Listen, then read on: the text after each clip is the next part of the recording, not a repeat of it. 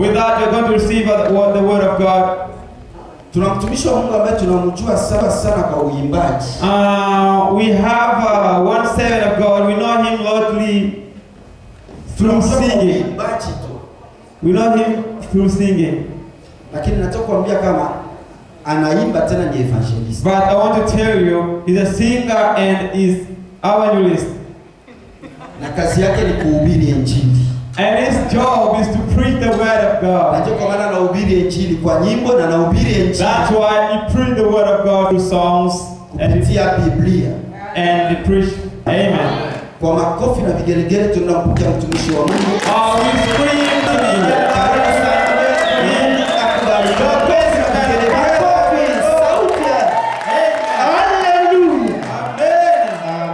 You are welcome, brother. Amen. Amen. Tutamchapia tena ule Yesu makofi na vigelegele. Let's put our hands together for Jesus Christ. Yeye ndiye anastahili kuchapua makofi ya kweli. Amen. Either one deserves to be clapped. Yule Mungu mwenye anashanja kila kitu. God who changed everything. Mbele ya yote ninamshukuru Mungu. Before everything, I'm thanking God. Ambaye amenijalia muda mzuri huu.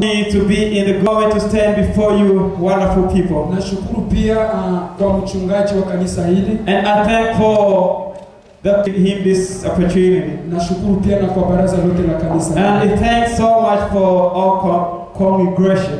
Basi bila kukawia, so without taking time, tutaenda kuzungumzia neno letu fupi kwa siku ya leo. We are going to speak about a short message. Nataka umwambie aliye karibu yako, mwambie mlango mzuri. I want you to tell your neighbor, a good door. Umuulize, je, unajua mlango mzuri? Ask her, you know a good door. Leo tutaenda kuongelea kuhusu mlango mzuri. Today we are going to talk about a good door. Mimi najua unaonaka milango za mingi. I know you have seen a lot of doors. Na hakuna mwenye anaweza lamuka kutokea asubuhi mpaka magharibi na yaona mlango. No one can wake up in the morning without seeing a door.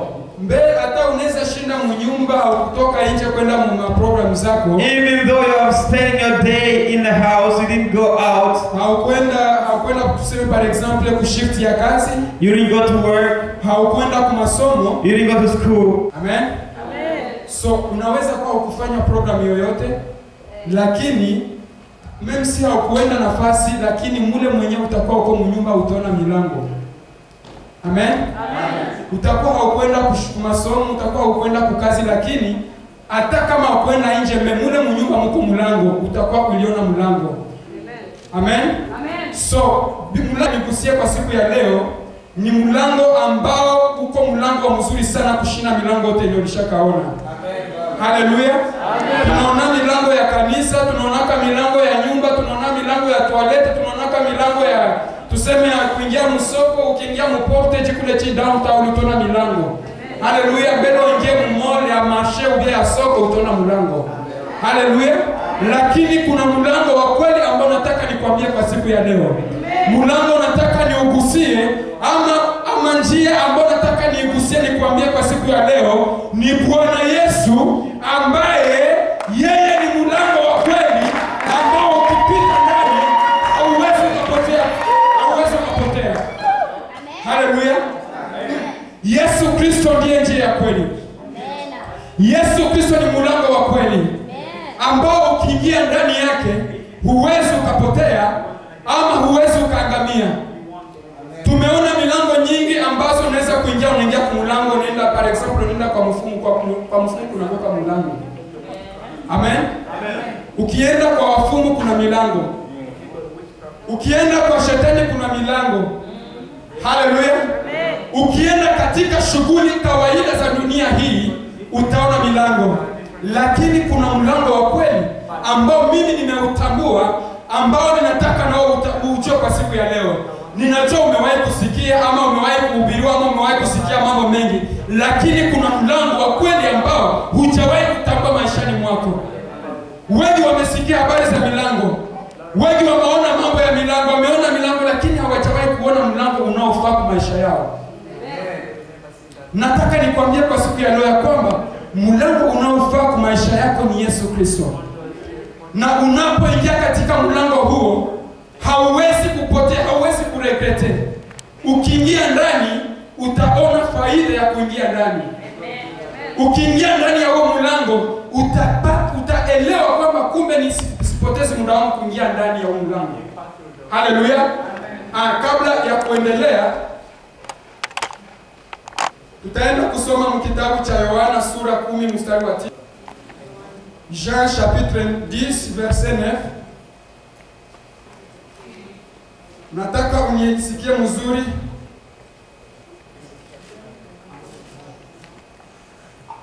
Haleluya. Nitasoma katika jina la Yesu. Inasema hivi: mimi ni mlango, kama mtu akiingia kwangu mimi ataokolewa, na ataingia na kutoka, naye atapata chakula. Haleluya. Yesu hapa Biblia inashuhudia wazi, ni Yesu yeye akisema kwamba ni yeye ndiye mlango mzuri. Haleluya. Yaani inamaanisha kwamba yeye ndiye mlango wa kweli. Unaweza kuingia mambo mengi, unaweza kupotea dunia, unaweza kufanya mambo mengi ambayo inazuru maisha yako ya kimwili, lakini hujaweza kuona mlango unaofaa kwako. Hapa Yesu iko nafundisha akisema mlango wa kweli ambao ukiingia ndani utaokoka ama utaokolewa. Haleluya. Donc Yesu ni mlango, ni destination ile ambao ukiingia ndani ya kwanza historia inapata esheke tu, niingia mwa njia ile inakuwa pembeni. Amen. Ukiingia ndani ya Yesu utaona mwangaza.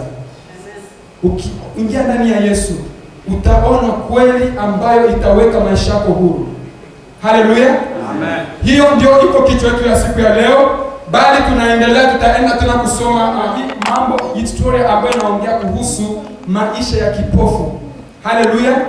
Mtu ambaye ni kipofu, na tena nitaongeza kwamba inaongelea kuhusu maisha ya mtu ambaye anaitwa kiwete. Haleluya. Kuna tofauti kati ya kiwete na tofauti kati ya kipofu. Haleluya. Ni vitu viwili viko tofauti, na ni vitu viwili ambavyo vinafanya kwa maisha watu, ama watu wengi wako vipofu, mimi si wako na macho mbili.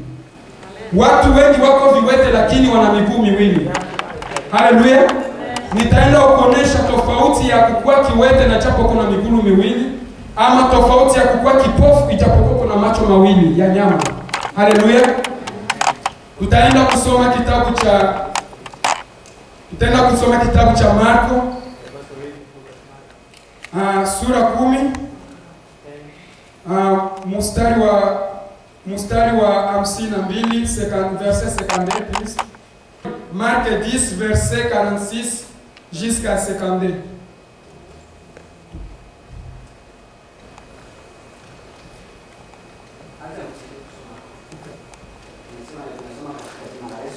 Amen. Wakafika Yeriko, hata alipokuwa akishika njia kutoka Yeriko pamoja na wanafunzi wake, na mkutano mkubwa, mwana wa Bartimayo, yule muombaji kipofu, alikuwa ameketi kando ya njia. Naye aliposikia ya kwamba ni Yesu Mnazareti, alianza kupaza sauti yake na kusema, Mwana wa Daudi, Yesu unirehemu. Amen. Amen. Haleluya. Tusimamie hapo. Haleluya. Amen. Haleluya. Amen. Amen. Yes. Hapa tunaona Biblia inasema wazi kuhusu ni maisha ya Bartimayo. Haleluya. Huyu Bartimayo ni mtoto wa Timayo, baba yake aliitwa Timayo, na yeye mwenyewe jina lake ilikuwa ni Bartimayo. Biblia inasema wazi ya kwamba huyu Bartimayo alizaliwa tokea tumboni mwa mama yake, alizaliwa ni kipofu. Na huyu Bartimayo alitoka tumboni mwa mama yake ni kipofu, akakomea iko kipofu, akaendaka kwa mganga juu amtunze macho. Na mimi nawaza ile wakati kulikuwa kwa daktari kutunza macho. Haleluya.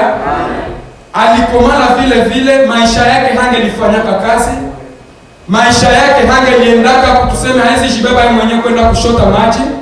Maisha yake naweza sema kwamba hangelitumika kwa biasi fanya activity yote na iko mwenyewe. Maisha ya Bartimayo ilikuwa ni kupelekwa.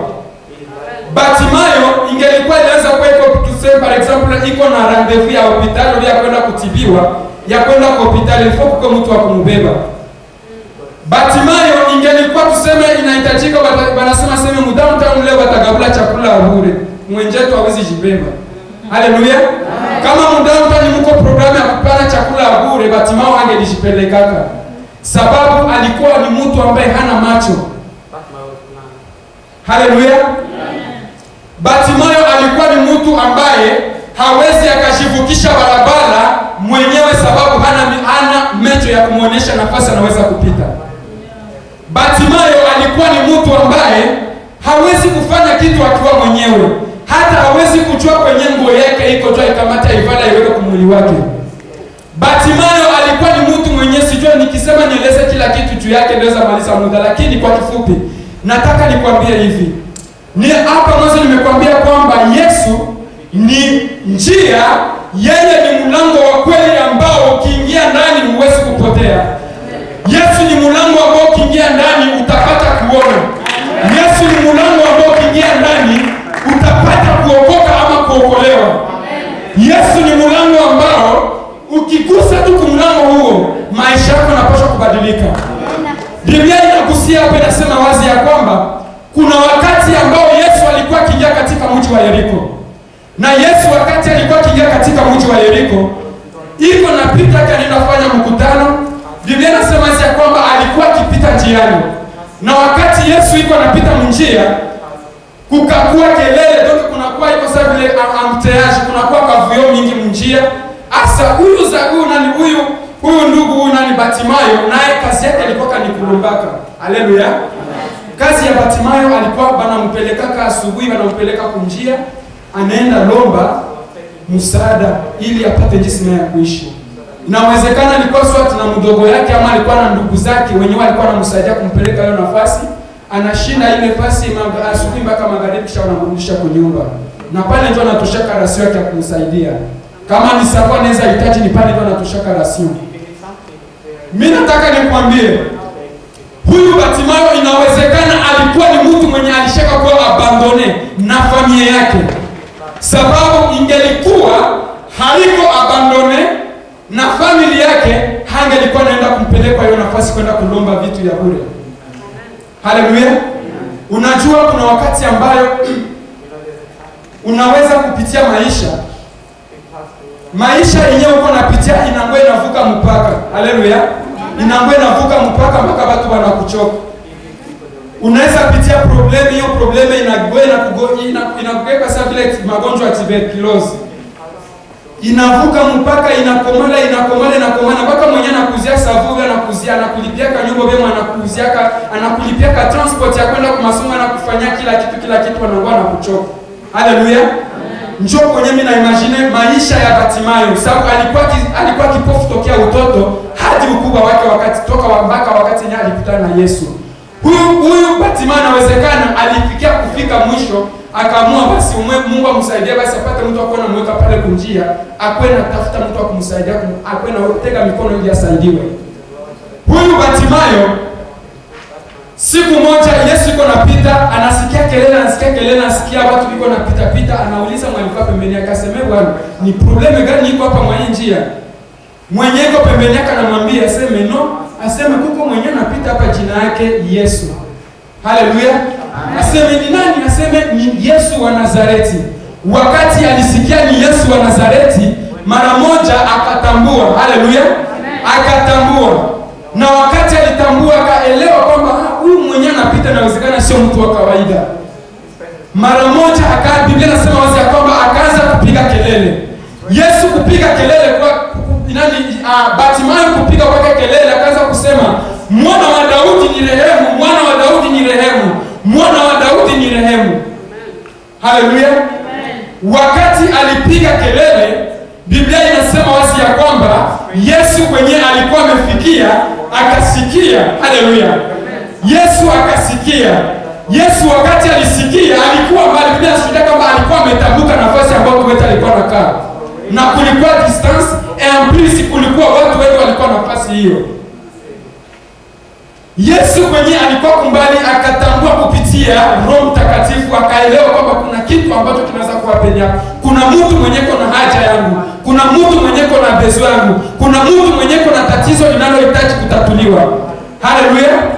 Biblia inasema wazi ya kwamba Yesu akauliza wanafunzi akasema, ni mtu gani yule mwenye iko napiga kelele?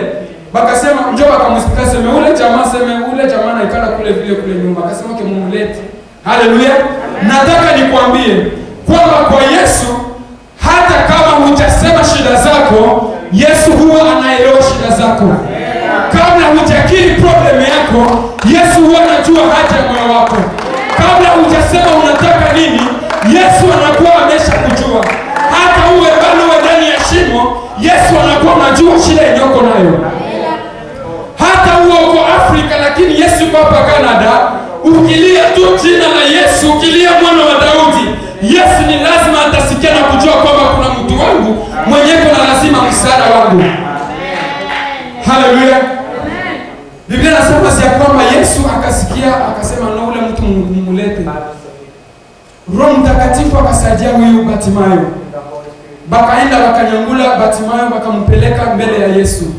Yesu kumwangalia, Yesu alikuwa alishajua besoin ya moyo wake. Donc alikuwa alishajua besoin yake. Lakini Biblia inasema aseme kwa kukiri kwetu tutaokolewa. Kwa kukiri kwetu tutafunguliwa. Haleluya. Na kukiri kwetu tunaweza kulainiwa ama tunaweza kuangamizwa. Kusema yako unaweza kupokea muujiza. Kusema kwako unaweza kufunguliwa milango ambayo ilikuwa inafungwa. Yesu akamuuliza sema, wewe unataka nikufanyie nini? Batimayo mara moja naye sa emotion na akajisikia tu iko na furaha ile utayari wa moyo. Biblia inakuwa mahali ambapo Biblia inashuhudia kwamba mtu mwenye kuna utayari wa moyo anapokea tofauti na mtu mwenye ana utayari wa moyo. Huyu Batimayo alikuwa alishakuwa directement na utayari wa moyo. Iko sa Roho Mtakatifu alikuwa amemtembelea. Directement akasema sema, mwana wa Daudi, samani nataka nipate kuona. Haleluya. Biblia inasema pale kwamba Yesu akamwambia aseme, kufatana na nia ya moyo wako na imani yako utaona, pokea kuona. Haleluya. Mara moja wakati Yesu alisema kwamba utaona, sababu imani uko na imani, mara moja mwanaume macho kafunguka. Mimi nataka nikuulize, eske unaweza ni expliquer emotion ya mtu mwenye anaweza kuwa alizaliwa iko kipofu, anafikia age ya 40 au 40, hayaonaka kisha anaona kwa age ya 40, anaweza kuwa ni emotion gani? Haleluya. Mtu mwenye alikuwa na problemu ya vile alikuwa, mimi naweza sema kwamba inawezekana alikuwa alishakaonelewa kavuka mpaka. Alikuwa alishaka zarauliwa mpaka kavuka mpaka. Alikuwa alishaambiliwa matusi ya modele ya fashion zote mpaka ikavuka mpaka. Hata na mwenye hawezi kumdharau alikuwa alishaka mdharau mpaka ikavuka niveau. Haleluya. Lakini kwa hiyo siku mimi nakwambia kwamba mwenye anapokea muujiza anakuwa na furaha tofauti na mtu ambaye hakupokea muujiza. Mtu ambaye anaona mkono wa Mungu anaona tofauti na yule ambaye hajawahi kuona mkono wa Mungu. Mtu ambaye anakutana na presence ya Mungu anakuwa tofauti na mtu yule ambaye hajakutana na kitu ya Mungu. Yule mtu ambaye hajaguswa na Roho Mtakatifu anakuwa tofauti na mtu mwenye anaguswa na Roho wa Mungu. Haleluya. Biblia inasema wazi ya kwamba Batimayo sasa tumetoka ilifunguka, Biblia sikuko kwenye Biblia ndio kusema sema, akasema mimi naona. Yesu anasema unaona, okay. Mimi naona okay. Ushuhulize mtu mwenyewe anaona kama anajua kama ndevu zinakuwa. Haleluya. Anasema mimi naona, sana angalia anaona mawingi matembea, anasema kumbe Bwana nilishapitwa vya mingi. Anaona mawingi na angani, anaona dunia, anaona bato, anasema kumbe hivi ndio watu wanakuaka. Yeye mwenyewe ushuhulize mtu anazaliwa toka tumboni mama mpaka mwele maasha, kwa sababu Biblia inashuhudia kwamba alikuwa umri ya juu, alikuwa mtu mzima. Alikuwa ameshakuwa mtu mzima. Lakini alikuwa kajua kama mtu anakuaka namna gani. Alikuwa anajua tu ile ya kujigusa na jigusa mwenyewe, anasikia niko na miguu, niko na hajui inafanana iko na ya kulele gani. Haleluya. Hajue hata kala ya mwili wake. Hajue fashion ya tundu yenyewe kwa mapua yake. Haleluya. Lakini hiyo siku Biblia inasema kwamba akapata ufungulivu. na wakati alipata ufungulivu mara moja, Biblia inasema kwamba akamfuata Yesu. Na wakati alimfuata Yesu, hakuna kwenye Biblia inashuhudia, inaendelea kuonyesha kwamba huyu Bartimayo alimwacha Mungu, ama inawezekana hiyo kupokea yake hiyo muujiza na ufungulivu mara moja aliendelea pamoja na Yesu. Kama alienda Yesu alimtuma na aende kueleza ukuu wa Mungu kwenye alienda, Mungu ndio anajua. Haleluya. Amen. Nataka nigusie ingine. Eske unaamini kwamba kipofu mwenyewe anakaneza lota? Kipofu anamechomea na lotaka. Haleluya. Kipofu haonake mea na lotaka. Haleluya. So mimi nataka nikwambie hivi. Unaweza kuwa huko hauna macho ya kimwili, lakini uko na macho ya kiroho. Kukuwa na macho ya kiroho inamaanisha hivi, ni mtu kuona ndoto, ama wakati ambao unalala, ama wakati ambao uko mwenyewe unaona vitu vyenye viko tofauti na kawaida. Ama unaweza kuwa kipofu mimi unalota vitu vya viko normal. Unaweza shangala unaona mtu mwenyewe hana macho, mimi anakuambia sasa nililota fulani, niliona hivi na hivi. Sasa unamuuliza sema bwana, ulilota hivi na hivi, sasa uliona ina haupake na macho. Amen. Usiulize mtu anakupatia ndoto wewe hana macho. Haleluya. Nataka nikwambie. Haleluya. So mtu unaweza kuwa hauna macho ya kimwili, lakini una macho ya kiroho. Nataka nikwambie hivi. Hakuna kwa Biblia inasema hii, lakini nataka nikueleweshe hivi. Bartimayo inawezekana Biblia inashuhudia kama alikuwa kipofu, na ni kweli alikuwa kipofu. Lakini kupitia Roho Mtakatifu ama kupitia neema ya Mungu alikuwa amekuwa na ile amesantire kwamba kuna kitu kitafanyika kwa maisha yake kabla akutane na Yesu. Inawezekana alikuwa ile tu kupita, ama alilamuka akajisikia tu leo asubuhi. Analamuka tu mkutana miko na santire tu kama leo mchana kwa vitu vinaenda kutana na viko tofauti na kawaida. Haleluya. Kuna mwaka mtu mwenyewe anaweza lamuka asubuhi alilota anafanyikiwa, ama alilota anapata problem. Na wakati utafikia unatembea unakuwa kutana kile kitu textuellement jinsi ulikilota.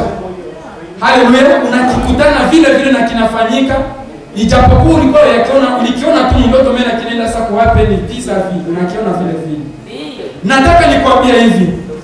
Bartimayo alikutana na Yesu akamuomba nataka nione, na Yesu akamfungua macho akapata kuona. Bartimayo wakati anapata kuona, inawezekana alifunguliwa macho ya mwili na macho ya roho ilifunguka kwake. Sababu Biblia inasema wazi hapa kwamba mimi ndiye njia ya kweli, ya haki na uzima. Yesu Kristo wakati aligusa macho ya Bartimayo, nataka nikwambie hivi ya kwamba macho ya Bartimayo haikubaki jinsi alivyokuwa. Bartimayo alipata wokovu mara moja, sababu mahali ambapo mkono wa Yesu unagusa na kuna ufufuko wa roho, kuna ufufuko wa macho ya mwili na kuna ufufuko wa macho ya roho. Haleluya.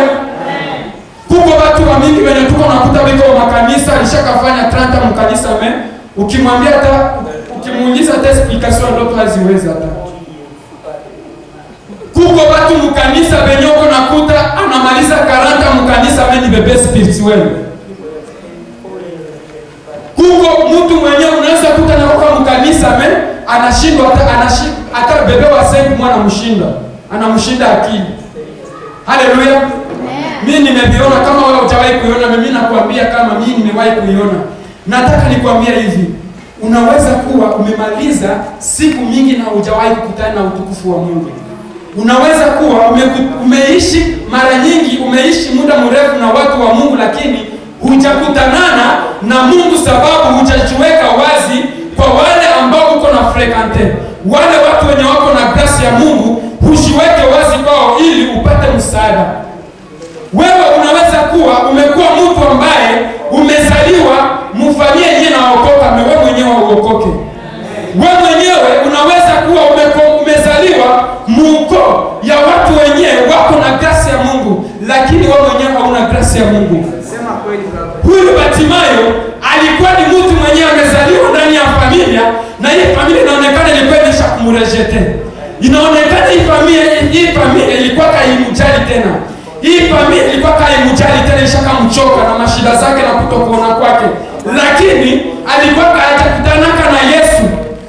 Na wale watu wa jamii yake walikuwa hawajue Yesu. Walikuwa hawajaonanaka na Yesu, walikuwa hawajapokea wokovu wa Mungu, lakini siku moja tu ambayo Bartimayo alikutanana na Yesu akapata wokovu, na wakati alipata wokovu akapata kufunguliwa.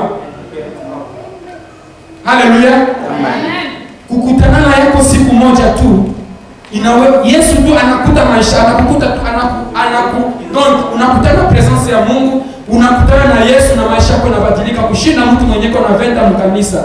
Na hakuna changement na wako maisha yake. Ukimtafuta kwa maendeleo ya kazi ya Mungu haikwake. Ukimtafuta kwa wokovu ya kweli hautaiona.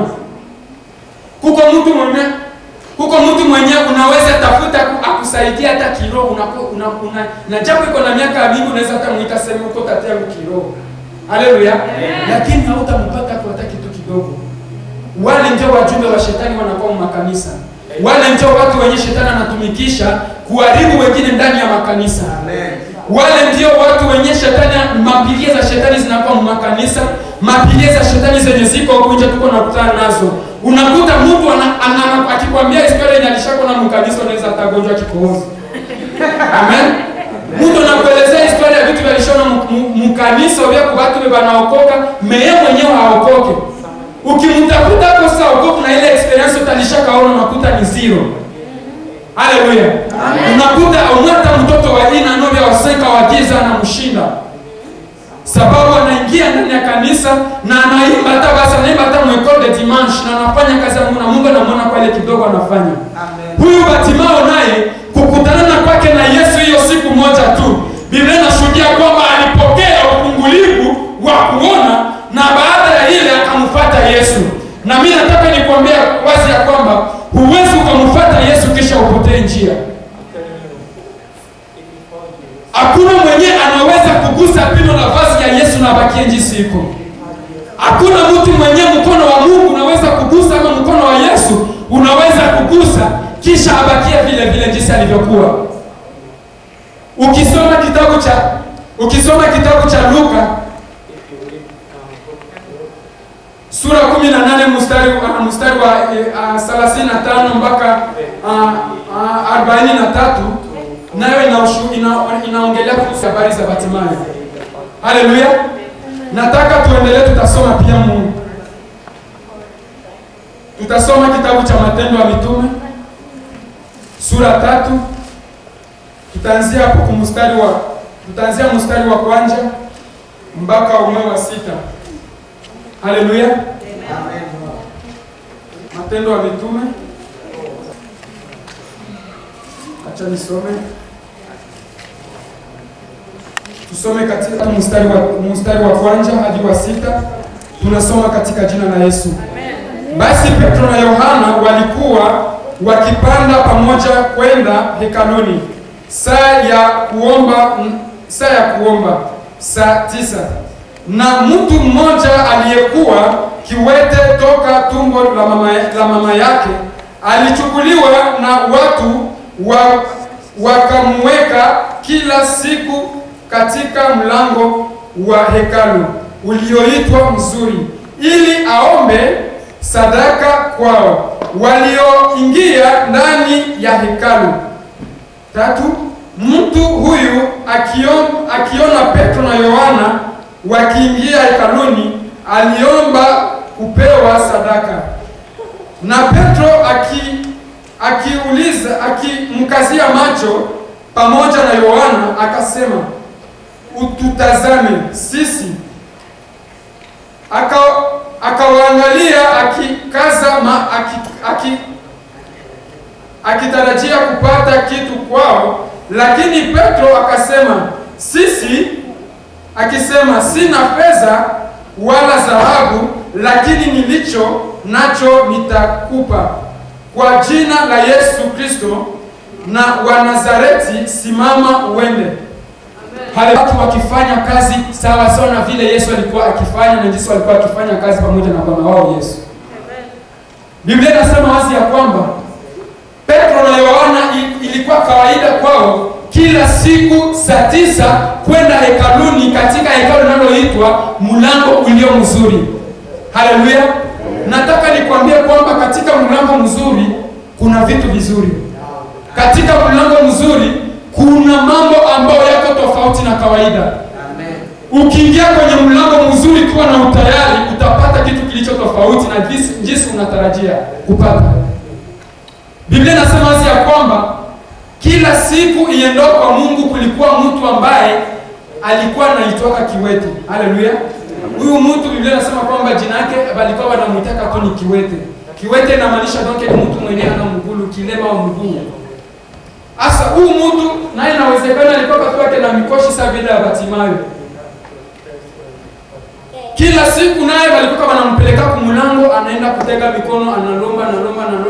Kwa siku atapiga kiasi na rudia kupale ni kao kabisa, hakuna kitu alipata na rudia iko na lini. Haleluya. Kila siku ya maisha yake, naye alizaliwa kutoka tumboni mwa mama yake, hakuwa hatembe yake, hana mtu wa kumsaidia. Na ile wakati kulikuwa kwa mavelo za kutembeza vilema, velo za kutembeza watu walemavu, hii makinga kutembeza watu walemavu zilikuwa zikwake. So inawezekana walikuwa nampeleka kumgongo, na mtu akupeleka kumgongo alikuwa alishakachoka. Haleluya. Nataka nikwambie hivi, kuwaza kwako na kuwaza kwa Mungu iko tofauti sana. Kutaka kwako na kutaka kwa Mungu iko tofauti sana. Biblia inasema wazi ya kwamba Petro na Yohana kazi yao walikuwa wanaendaka kwa maombi kila 15 ya magharibi ya premidi.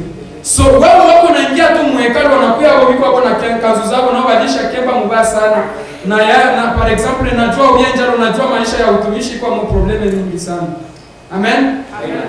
Watumishi wanateseka, watumishi wanapiteka vitu ambavyo mtu kawaida hawezi kuelewa. Unaweza na mtu anapendeza hivi na veste, kumbe ndani ni swata kabisa ni. Amen. Amen.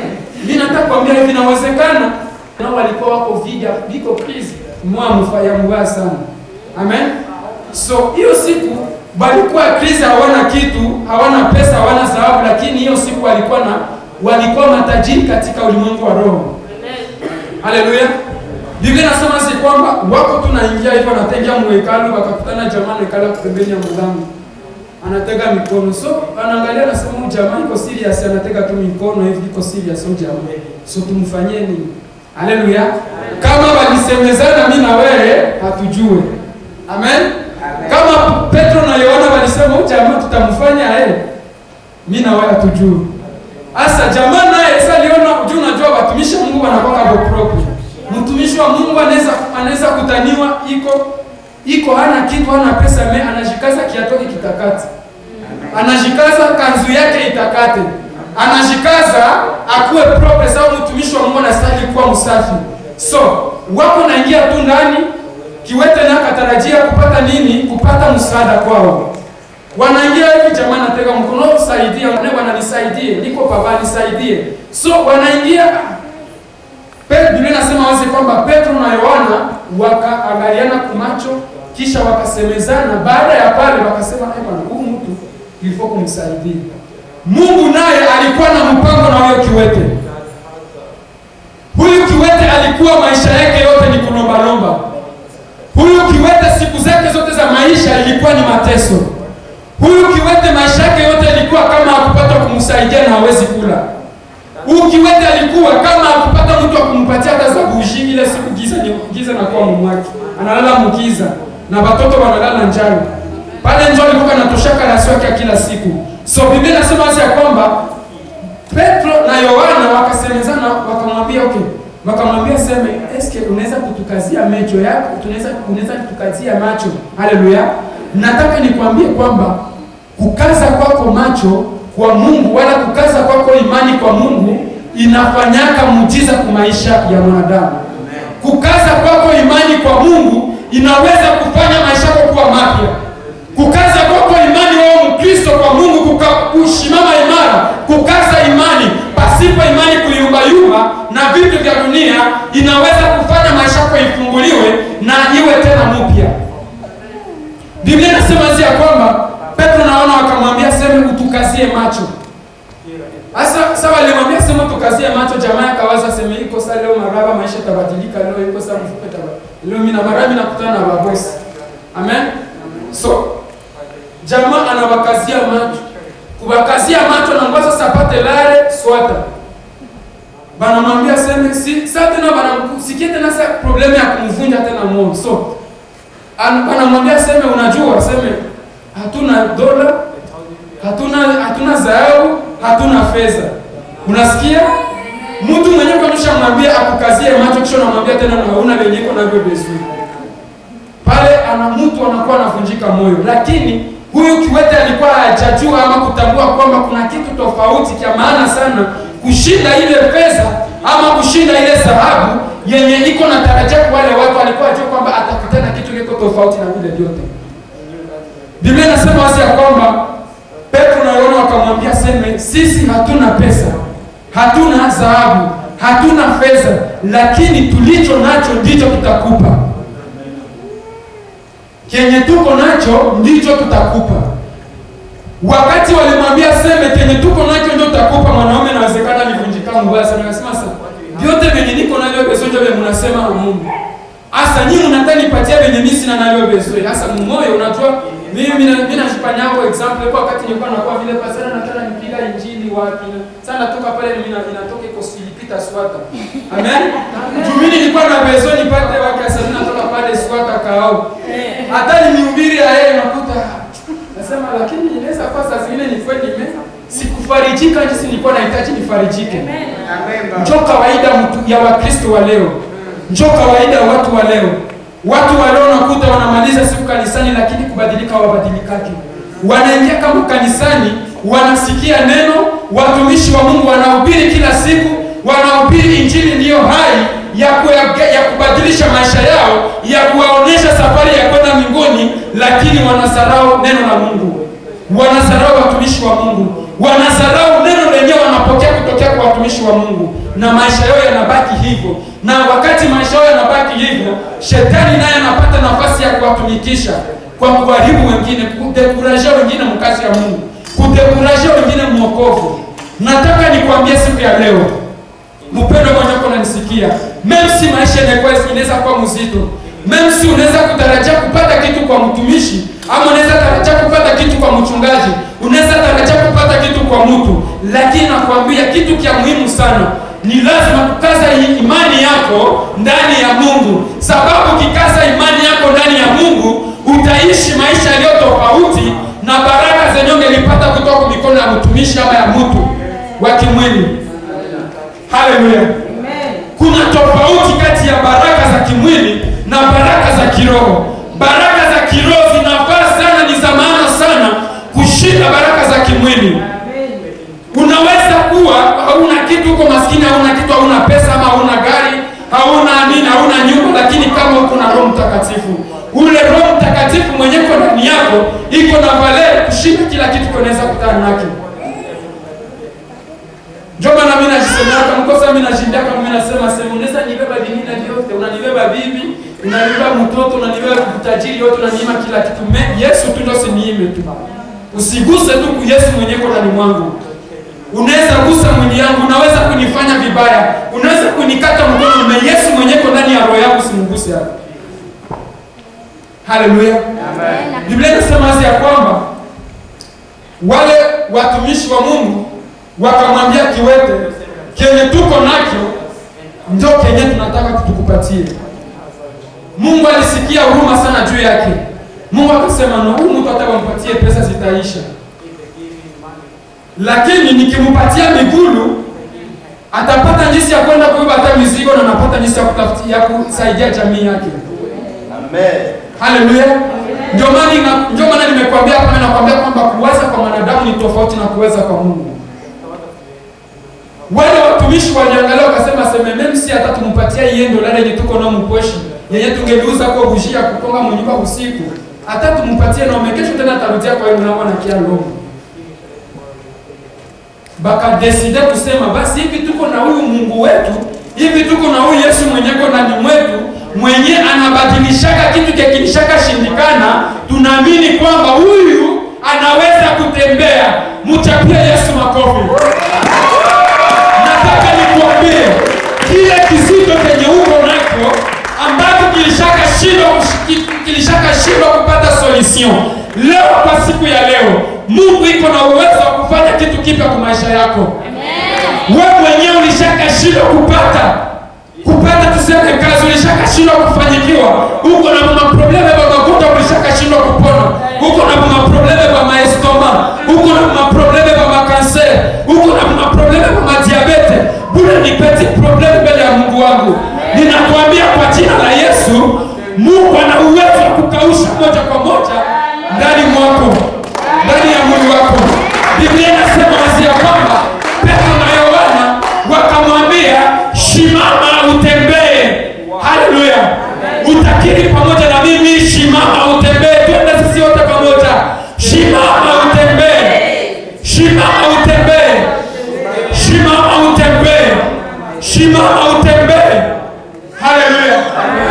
Kama una nafasi yenye kuna probleme kwa mwili yako, gusa pale nafasi kisha na ukisema, "Ninashimama na kutembea kwa jina la Yesu." Haleluya. Nashimama na kutembea kwa jina la Yesu. Haleluya. Kama ni estoma, gusa pale na useme, "Mimi napona estoma kwa jina la Yesu." Kama ni probleme ya diabete, gusa mwili wote mzima hivi ukisema, "Ninapona kwa jina la Yesu." Haleluya. Biblia inasema wazi ya kwamba watumishi wa Mungu akamwambia, "Shimama utembee." Biblia inasema wazi ya kwamba huyu ndugu alikuwa miguu yake na kunjamana, kwa mnyango hajoroshake miguu. Baki mbebe kwa sababu ile bwana mbeba sababu ile mzigo, bwana mnyangula tu bwana, kama ni kukichwa, kama na muambaleo, kama ni mkikwembe, kama ni mkoo, kama ni munini, bana nyangula na bana peleka vile, kama watatia hapa, kama ni hapa, kama ni wapi, mimi na wewe tujue. Biblia inasema wazi hapo, kiendelesha hii na ukiendelesha nafasi uko unasoma mpaka kumstari wa 9, utaelewa jinsi Biblia inaendelea kusema kwamba miguu yake ilikuwa inakunjamana, ilikuwa inyorokaje. Lakini kwa neno tu moja tu ya kushimama wende, shimama na wende, ikapata kufungua ile mikunjo yote ya miguu, ikapata kukunjuka, ikanyooka na yeye akatembea. Na wakati alitembea, Biblia inashuhudia kwamba alikimbia sana. Na popote kwenye alikuwa anakimbia na ruka kwa furaha, Biblia inasema wazi ya kwamba wale watu walikuwa wanamjua ule mtu. Benye walikuwa wanamuonaka mkati, benye walikuwa wanamuonaka munjia, benye walikuwa wanamuona ngisi wanampeleka kukichwa, ngisi wanamnyangula wanaewa kumugongo. Haleluya. Sasa walimuona, Biblia inashuhudia kwamba wale watu wakaanza kushangaa wenyewe kwa wenyewe, wakaanza kuulizana wenyewe kwa wenyewe, wakaanza kusema, "Ule mtu mwenye tulikuwa tunajua haiko njoo bwana, haiko njoo ile jamaa kwa bwana wako kumgongo." Bakaanza kuulizana. Wakati walijua, Biblia inasema wazi ya kwamba mji wote nzima ulimshangilia Mungu na watu wengi walikuja kwa Yesu. Nataka nikwambie hivi, kukupitia wewe mtu mmoja unaweza kutuma hii Winnipeg yote inaokoka. Amen. Kupitia uponyaji wa mtu mmoja inaweza kufanya dunia nzima inaokoka. Amen. Kupitia wokovu wako wa mtu mmoja inaweza kufanya hii mtu yote ya Manitoba inabadilika. Amen. Nataka nikwambie hivi, huyu ndugu wakati alipata huo muujiza, Biblia inashuhudia kwamba naye hakuachaka wale watumishi ya Mungu, alikazana nao yule na chini. Amen. Akakazana nao, akafuatana nao, akakuwa serious, akakazana nao, akaanza kwenda kuhubiri nao injili. Amen. Wakati wao wanaenda kuhubiri injili, naye anasimama na toa ushuhuda. Na wakati kupona kwake ilishtuma sifa za Mungu zinatembea na kupanda juu katika mji wao, katika ile mji yote kwenye alipata ile uponyaji. Amen.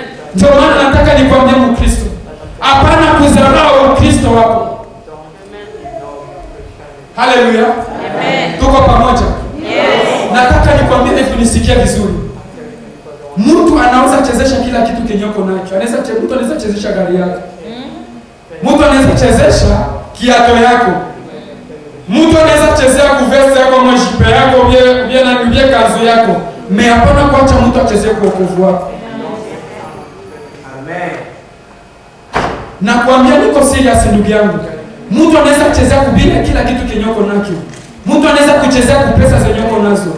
Hapana kuacha mtu achezee kwa wokovu wako. Unaweza kuacha mtu achezee kila kitu, achezee kupipi kila kitu kia nyumba, achezee kunyumbako, afike mnyumbako achezee mokangeme. Hapana kuacha mtu achezee kuutumishi wako. Kama uko mtumishi wa Mungu nisikie mzuri. Hapana kuacha mbwa mwitu achezee huduma yako.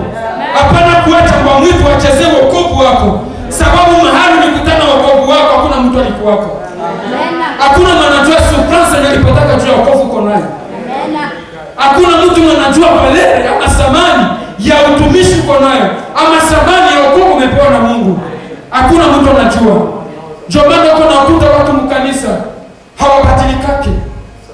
Watu mkanisa iko tu bebe spiritual, ukimwona leo utakuta ni bebe spiritual. Unangoja unapia tena mdemi sasa utakuta tu ni bebe spiritual. Unapia mdemi 25 utakuta tu iko tu bebe spiritual. Habadilikake. Wale ni watu ambao wamepokea neema kisha wanaichezea. Wale ni watu wabaya ambao haustahili hata kuacha nafasi moja uachezee kwa maisha yako. Amen. Haleluya. Amen. Nataka nikwambia hivi, kama umepata neema ya wokovu, shika wokovu ulio nao. Kama umekutana muujiza, kama ni kupitia muujiza wa Mungu ndio umepata wokovu, ile muujiza wa Mungu lipataka, yenyewe lilitumako na kukutana na Mungu, kazana na ile ushuhuda, kazana na maombi, kazana na Yesu. Sababu katika Yesu ndio mna milango zaidi ya ile ambayo umewahi kuona kwa maisha yako. Katika Yesu ndio mna kila kitu. Biblia inasema wazi katika kitabu cha Yohana sura 10 ya kwamba mimi ndiye njia ya kweli, mimi ndiye mlango wa kweli. Mlango mzuri ni Yesu Kristo. Mlango wa hekalu ni Yesu Kristo. Ukiingia ndani ya mlango ambao ni Yesu Kristo, hutapotea kamwe. Hakuna mtu atakaye kukunyang'anya wokovu uko na sababu uko serious. Wakati unakazana na Mungu, hakuna mtu anaweza kukuchezea. Ndio maana nimekupatia hapo mfano, niko nakwambia kwamba ukiona muujiza yenyewe Mungu anafanyaka, mtu mwenyewe ni kipofu analotaka ndoto, ijapokuwa hana macho. Ukimuuliza kulele ambao mimi navala hata kuambia, lakini ndoto anaona ndoto na Mungu anamfunulia. Haleluya. Hiyo ni kitu inaonyesha ukuu wa Mungu. Huyu ndugu Batimayo mwenyewe alikutana na ile neema ya Mungu, hakuichezea hata siku moja maisha yake. Huyu kiwete ambaye alikutana na utukufu wa Mungu, akakutana na ile muujiza wa Mungu kupitia Paulo, Petro na Yohana. Hakuna siku vile nashuhudia hapa kwamba aliachaka wokovu ama karudia nyuma imani yake kacheza, hakuna. Kitu kia maana sana, kazana na maombi. Mkristo bila maombi ni kitu bure. Unaweza kupokea muujiza sahihi, so natoka nje sababu hakuna maombi ndani mwako, ile baraka lipate na ishako na shitana na ile kipere, unabakia empty. Kisha unakuwa tu, kisha mtu wa vile ndio anabakia iko na dharau ama anakuwa anakritike watumishi wa Mungu, anakuwa na kritike ile Roho Mtakatifu, anakufuru Roho Mtakatifu. Roho Mtakatifu anakufanyia kitu, anakubariki, anakufanyia kitu kwa maisha. Baada ya pale wewe unakuwa distrait, shetani anapita kule nje na rekipere ile baraka iliyopata. Sasa tunabakia wazi. Baada ya pale utabakia tu kuna Roho Mtakatifu kwa sole Mungu alikuwa Mungu wa Mungu, kwa sole mtumishi alikuwa wa Mungu. Ijapokuwa ni wewe ndio wa kukesha kwa baraka yako. Haukukesha